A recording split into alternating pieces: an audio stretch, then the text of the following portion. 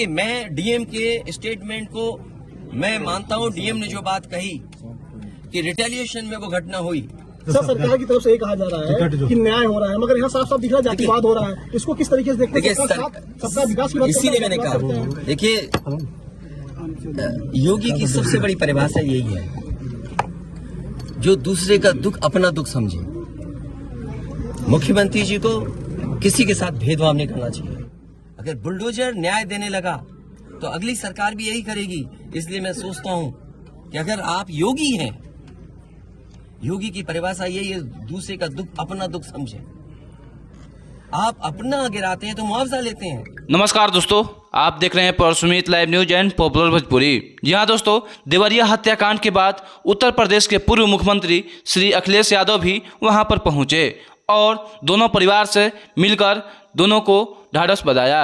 जी हाँ दोस्तों, आपको बता दें कि अखिलेश यादव वहां पर पहुंचते ही कहा कि मैं जानता हूं, डीएम ने जो बात कही कि रिटेलिएशन में घटना हुई, प्रेम यादव की जान नहीं जाती तो किसी की जान नहीं जाती।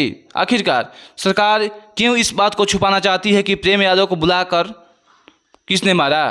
आखिर क्यों सरकार जो है इस बात को छुपाना चाहती है? आप बताइए, क्या सुल्तानपुर में एक ब्राह्मण डॉक्टर को ड्रिल से नहीं मार दिया गया? क्या उनके परिवार के बच्चों को अपने गले लगाया? जी दोस्तों, आपको बता दें कि श्री अखिलेश यादव भी उत्तर प्रदेश के मुख्यमंत्री योगी पर कटाक्ष करते हुए कहे कि क्या आपने ब्राह्मण डॉक्टर को मारने के बाद उसको गले लगाया? जी हाँ दोस्तों, आगे देखिए किस तरह से माननीय अखिलेश यादव जी क्या कह रहे हैं।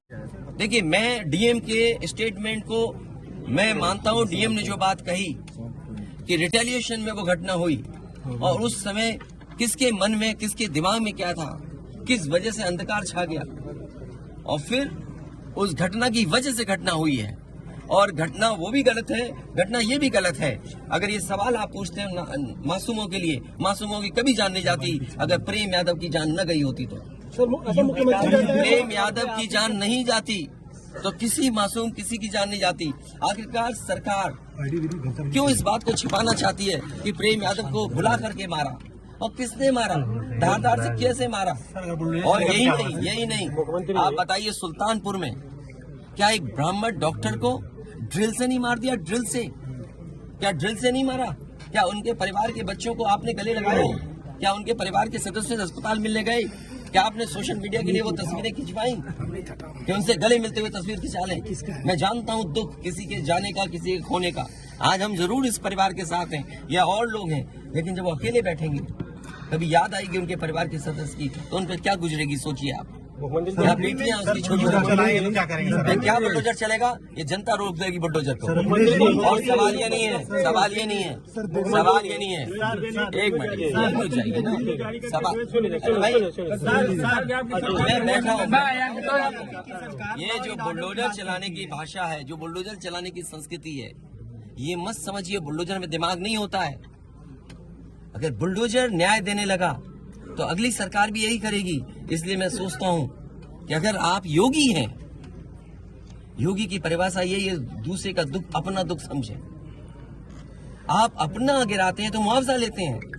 आपकी किसी की हिम्मत हो अगर ये बात की कि उन्होंने अपनी बिल्डिंग गिराई और कितने करोड़ मुआवजा उठाया, अगर आप इसे बुलडोजर चलाना चाहते हो तो उतना ही मुआवजा देना जितना मुआवजा आपने खुद लिया है सरकार से। सर,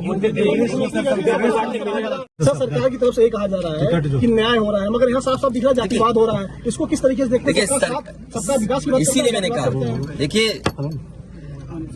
योगी की सबसे बड़ी परिभाषा यही है, जो दूसरे का दुख अपना दुख समझे। मुख्यमंत्री जी को किसी के साथ भेदभाव नहीं करना चाहिए। अगर वो मुख्यमंत्री उत्तर प्रदेश के हैं, और किसी भी घटना से राजनीतिक लाभ नहीं लेना चाहिए। अगर इस सरकार ने न्याय दिया होता, न्याय पहले दिन से देना शुरू किया होता, तो शायद हम लोगों पे भी दबाव नहीं बनता कि हम आते हो घर परिवार के लोगों से मिलते आकर। सर, कांग्रेस के लोग कह रहे हैं कि आप बीजेपी को फायदा पहुंचाना चाहते हैं मध्य प्रदेश। देखिए सुनिए, ये बात भी कांग्रेस के मुंह से अच्छी नहीं लगती। सर, यूपी में बदला लेंगे उसका? नहीं, बदला की बात बंद करो।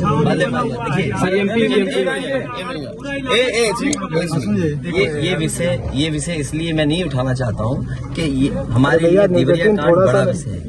इंडिया न्यूज थोड़ा और न्याय में संतुलन हो।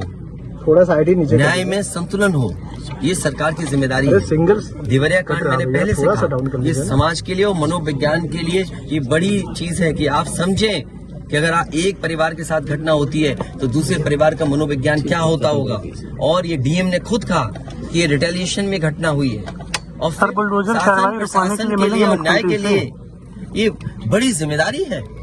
भाई शासन प्रशासन और न्यायालय के लिए क्या मामूली बात है। आज तक पता नहीं है कि घटना कैसे हुई। पहली, प्रेम यादव को किसने बुलाया, प्रेम यादव वहां कैसे पहुंच गए मोटरसाइकिल से, उन्होंने कभी जमीन ली, उनका भाई बेच रहा है। अब परिवार की बातें क्या मैं बोलूंगा जो मैं जानता हूँ या आप जो जानते हैं, जो आप जानते हैं कि भाई परिवार जो था अगर जमीन बेच रहा है, एक भाई ने बेच दी जमीन, इन बातों को मैं कहूँ कि वो परिवार अपने भाइयों के साथ कैसा व्यवहार करता था, ये बातें मैं कहूँगा क्या?